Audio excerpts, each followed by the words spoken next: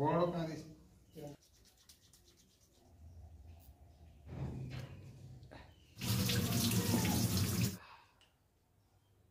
Hello everyone, welcome back to my channel. নতুন ব্লগে তোমাদের অনেক অনেক স্বাগত। আমি তোমাদের সোমা। তো সকাল সকাল দেখো এক গাদা বাসন পড়ে আছে, এগুলো এখনও মাজা হয়নি। তো খেতে তো হবে, তার জন্য রান্না বান্না করতে হবে, তারও আগে বাসনটা মাজতে হবে। চলো বাসন টাসন মেজে সব করে রান্নাটা বসিয়ে দিই। বড় কাঁদিস, বড় ডান্ডিটা থাকলে আরো বড় লাগবে। অনেক বড় হয়েছে।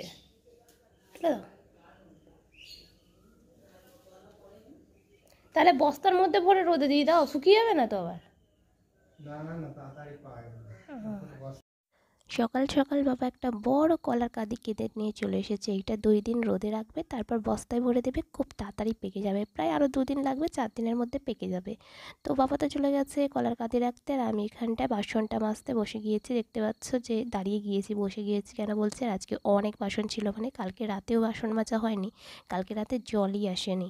তো সেই কারণে বাসনগুলো সব পড়েছিল। তো বাসন টাসন মেজে তারপরে দেখো এখন পুঁইশাক ডাঁটা বাবা এনে দিয়েছিল, আমাদের বাগানের ডাঁটা এগুলো।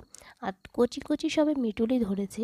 এই পুঁইশাকগুলো না চিংড়ি দিয়ে খেতে, কুচো চিংড়ি যেগুলোকে বলে, সেইগুলো দিয়ে খেতে খুব ভালো লাগে। কিন্তু আজকে কুচো চিংড়ি নেই, আজকে শুধু আলু দিয়েই করব। আর সামান্য কিছু মশলা, একটু ধনে জিরে গুঁড়ো দেবো, আর তোমার আদা বাটা, টমেটো আর কাঁচা লঙ্কা, সামান্য 5 ফোড়ন আর শুকনো লঙ্কা, ব্যাস আমার পুঁইশাক চচ্চড়ি এই দিয়েই আজকে হবে।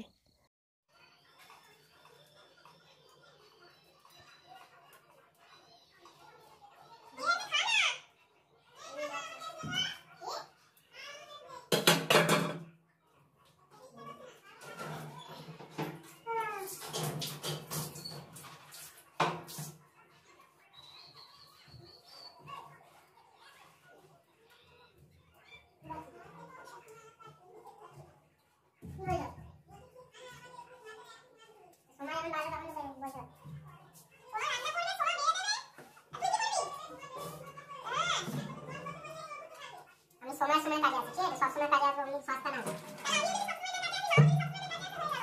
ছেলেরা সময় সময় কাজে আসে।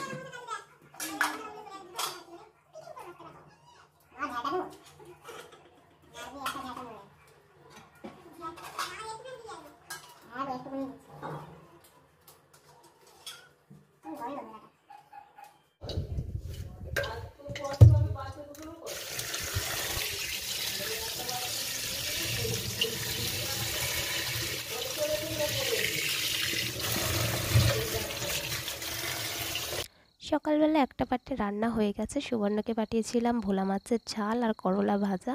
আর এখন এই যে পুঁইশাকটা কেটে নিয়ে এখন এটাকে চচ্চড়ি করব। সকালেই এনে দিয়েছিল বাবা, কিন্তু এটা চচ্চড়ি করার মতো সময় হয়নি, সুবর্ণকেও দেওয়া হয়নি, আর রাতে তো পুঁইশাক খাবে না।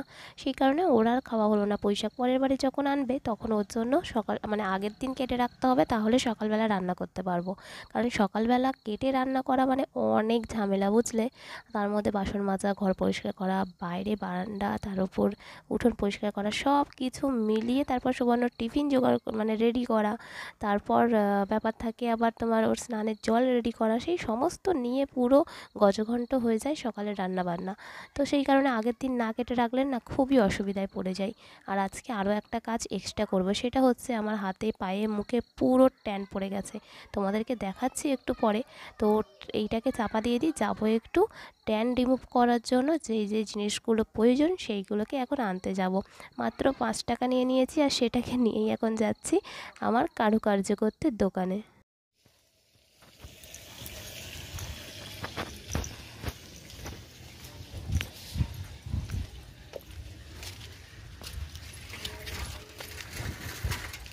ছোট কফি প্যাকেট আছে? কফি হ্যাঁ, নেসক্যাফে এটা তো হ্যাঁ হ্যাঁ হ্যাঁ। কত করে? এই 2 টাকা। দিয়ে দাও দুটো।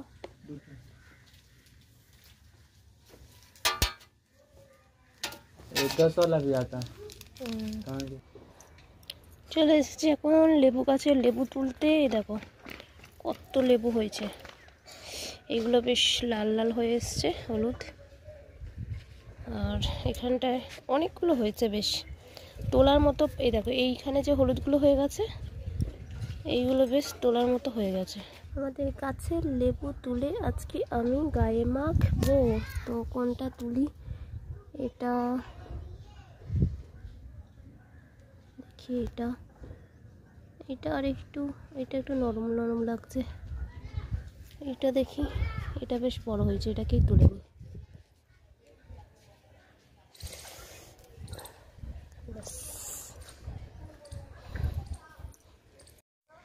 নিয়ে নিয়েছি এখানে ট্যান রিমুভ করার সমস্ত কিছু। এই হ্যাকটা খুব ভাইরাল হয়েছে ইউটিউবে, ফেসবুকে, তো আমি ভাবলাম আমিও একটু করে দেখি।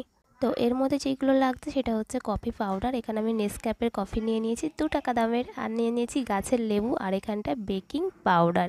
এটা কেক বানানোতে মানে সুবর্ণর লেগেছিল, আর অনেকটা বেশ আছে। এটা তো একটুখানি করে লাগে, পুরোটাই থেকে গিয়েছিল, তো সেখান থেকে কিছুটা নিয়ে নিলাম পাউডার।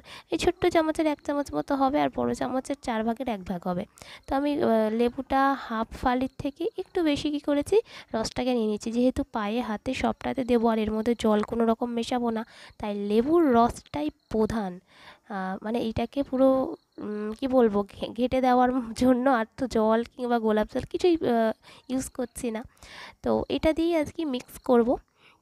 তো রসটা নিয়ে নিলাম, নিয়ে এবার হাতে করে মিক্স করে হাতে তোমার আর পায়ের পাতায় লাগাবো। আর মুখের জন্য তোমার বেকিং পাউডারটা না দিয়েই শুধুমাত্র কফি দিয়ে একটা বানাবো, তোমাদেরকে সেটাও দেখাচ্ছি। দেখো একটা অন্য বাটি নিয়ে নিচ্ছি, এর মধ্যে কিছুটা পরিমাণ লেবুর রস নিয়ে নিচ্ছি, আর এর মধ্যে আমি যে জিনিসগুলো দেবো, একটু কফি পাউডারটা তো দেবই, তার সাথে দিচ্ছি একটুখানি তোমার মুলতানি মাটি দেবো। মেন যে জিনিসগুলো, মাত্র 3খানা জিনিস দিচ্ছি। ও দেখছো কি পরিমাণে হাঁচু হচ্ছে, আর ওই যে কাচাকুচি করেছিলাম সেদিনকে, তার জন্যটা একটু ঠান্ডা লেগে গেছে। আর তার উপর আজকে এই যে প্যাক মাখবো, এরপর তো হাঁচু হতেই থাকবে পুরো কালকে পরশু দিন, 2টো দিন পুরোপুরি আমি ঠান্ডা লাগায় বুকিং হয়ে যাব। তো এর মধ্যে দিয়ে দিলাম মুলতানি মাটি। এবার এটাকে ফেস প্যাক হিসেবে লাগিয়ে নেবো। প্রথমে তাকে একটু কপালে লাগিয়েছিলাম, মনে হচ্ছে কেউ আমার কপাল ফাটিয়ে দেবে, মানে ফাটিয়ে দিয়েছে এমনভাবে পুরো পড়েছে কফিগুলো। তো সেই কারণে মুলতানি মাটি দিয়ে একটু প্যাকটাকে মোটা করে নিয়ে লাগিয়ে দিলাম। মুলতানি মাটিতে ফেসের জন্য অনেক বেশি মানে কি বলবো উপকার করে। আর গরমকালে আমি বেশিরভাগ সময় মুলতানি মাটি দিয়ে প্যাক বানাই, শীতকালে খুব একটা দিই না প্যাক। শীতকালে এমনি ঠান্ডার সময় মুখে কিছু দিতেও তো ভয় লাগে। আর এমনি আমি একটু কুঁড়ে আছি বুঝলে, এই নিজের যত্ন করতে একদম মানে কুঁড়ে তখনই আমি হয়ে যাই। আমাকে কেউ একটা কোনো কাজ করুক তার জন্য দৌড়াবো, কিন্তু নিজের যত্ন করতে খুব কুঁড়েমি করি। তো যাই হোক, আজকে অনেক দিন পর ওই হ্যাকগুলো দেখতে দেখতে ফাইনালি মানে নিজের জন্য একটু কিছু করার ইচ্ছে হলো। যতবারই আমি প্যাক কিংবা হেয়ার প্যাক, ফেস প্যাক যাই মাখি না কেন, তোমাদের সাথে আমি শেয়ার করি। আর দেখবে কত ট্যান পড়েছে, এমনি আমাকে দেখলেই বোঝা যাচ্ছে আমি ট্যানে পুরো ঢেকে গিয়েছি। আর তোমাদেরকে দেখাচ্ছি, আমার ডান হাতে তোমার ওই তারকেশ্বরের একটা সেই ডোর বাঁধা ছিল, সাদা ডোর, আর তোমার থাকে না লাল মতো একটা ঘন্টি মতো থাকে, ওইটা দিয়ে বাঁধা ছিল। ওই জায়গাটা দেখো পুরো সাদা হয়ে আছে, মানে ওই জায়গায় যেহেতু রোদটা পড়েনি তাই ট্যানটা পড়েনি, বাকি জায়গাগুলো পুরো কালো হয়ে গেছে। তাহলে বুঝতে পারছো, যদি ট্যান রিমুভ হয় পুরো হাতটা আমার অমনি কালার সুন্দর হয়ে যাবে। তো কী আর করা যাবে, যা আছে সেটা নিয়েই হ্যাপি। কাজবাজ ছেড়ে তো ঘরের মধ্যে বসে থাকতে পারি না। আর রান্না সবসময় মানে 2 বেলা কি 3 বেলাই রান্নাবান্না করতে হয়, আর আগুনের ধারেও থাকতে হয়। হাউসওয়াইফের এই এই জ্বালাটা না কোনো দিন যাবে না। মানে এরা যতই চেষ্টা করুক নিজেদেরকে যত্ন করবে, সেইটুকু সময় পায় না। প্রত্যেকটা হাউসওয়াইফেরই একই কষ্ট, কিন্তু কি আর করা যাবে। অনেক দিন পর ফাইনালি শর্ট দেখতে দেখতে এই জিনিসটা ভাবলাম চলো এত সবাই করছে, যদি একটু কাজে লাগে, খুব বেশি সময়ও লাগবে না, খুব বেশি জিনিসও লাগবে না, সেই ভেবে ফাইনালি আমি উদ্যোগ নিয়েছি। তোমরাও পারলে এরকম উদ্যোগ নিও, আর ফাইনাল রেজাল্টও তোমাদের সাথে শেয়ার করবই। তো পুরো হাতটাতে দেখতে পাচ্ছ মেখে নিচ্ছি। আর আমার কনুইগুলো কিন্তু খুব বেশি কালো নয়, নর্মালি যেমন হাতের রং তার থেকে একটু ডার্ক ওই জায়গাটা, যেহেতু ওই জায়গাটা কুচকে থাকে কনুইয়ের জায়গাটা। তাছাড়া এমনি খুব বেশি কালো নয় যে ওখানটা খুব বেশি করে ঘষতে হবে।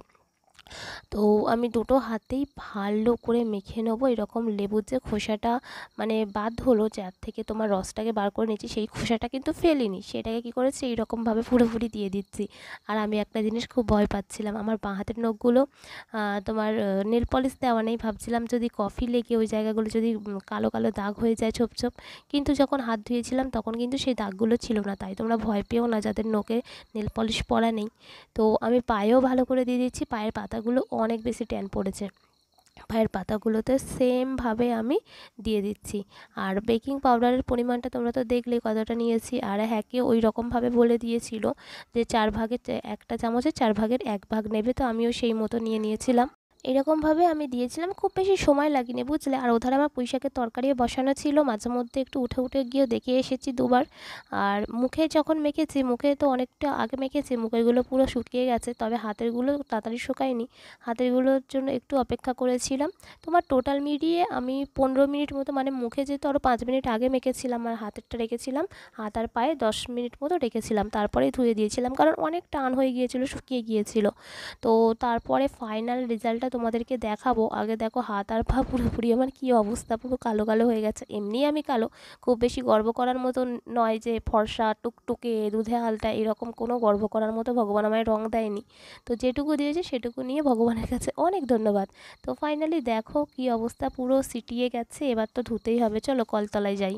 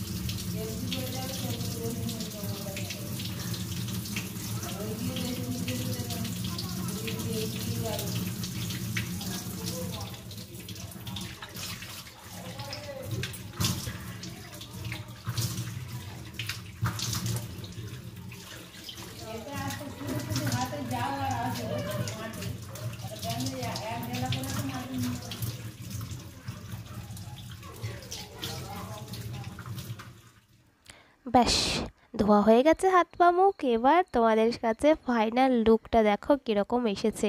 তোমরা তো আমাকে বরাবরই এমনি অন ক্যামেরায় দেখেছো, তোমার লাইভেও দেখেছো, দেখো ট্যান কতভাবে পড়েছিল, কিন্তু আমি যেটা বুঝতে পারছি একদিনে এই কাজ হওয়ার নয়। আমার একটু হলেও রিমুভ হয়েছে, কিন্তু পুরোপুরি রিমুভ হওয়া সম্ভব নয়, যেহেতু আমার পুরো শীতটাই যে ট্যানটা পড়েছে একবার আমি রিমুভ করিনি, সেই কারণে না আমার একবারে হওয়ার নয়। তোমাদের যাদের একদিন যাচ্ছ কিংবা কয়েকদিনের মধ্যে সপ্তাহখানেকের মধ্যে খুব ট্যান পড়েছে তারা করলে হয়তো উঠে যাবে, কিন্তু আমার ট্যান রিমুভ করি না, একেবারেই করি না বলতে গেলে। জাস্ট সাবানটুকু মাখি হাতে পায়ে, যেমন স্নানের সময় মানুষ মাখে সেরকমই মাখি। তো সেই কারণেই ট্যান রিমুভ আলাদাভাবে কোনো রকম করা হয় না, তাই আমার এত তাড়াতাড়ি সম্ভব নয়। তবে দেখো ওই সাদা জায়গাটা তখন কিন্তু অনেক বেশি চকচক করছিল, আর এইগুলো অনেক বেশি ডার্ক ছিল বাকি জায়গাটা, কিন্তু এখন হালকা হলেও মনে হচ্ছে যে রিমুভ হয়েছে। তবে এই হ্যাকটাকে আমি বলবো যে অনেক ধন্যবাদ, এরকম একটা হ্যাক করলাম আমি। তো তোমরাও এইরকম ট্রাই করে দেখো, তোমাদের কার কী রেজাল্ট আসছে জানিও। তবে আমার বেশ উপকার হয়েছে, আমার মনে হচ্ছে আরও 2-3 বার যদি আমি এরকম অন্তত 2বার যদি আমি দিতে পারি, প্রত্যেক সপ্তাহে একবার করে, মোটামুটি 3 সপ্তাহের মধ্যে এই সপ্তাহে একবার দিলাম, আগের সপ্তাহে একবার, তারপরের সপ্তাহে একবার যদি দিই, মোটামুটি আমার ট্যানটা রিমুভ হয়ে যাবে।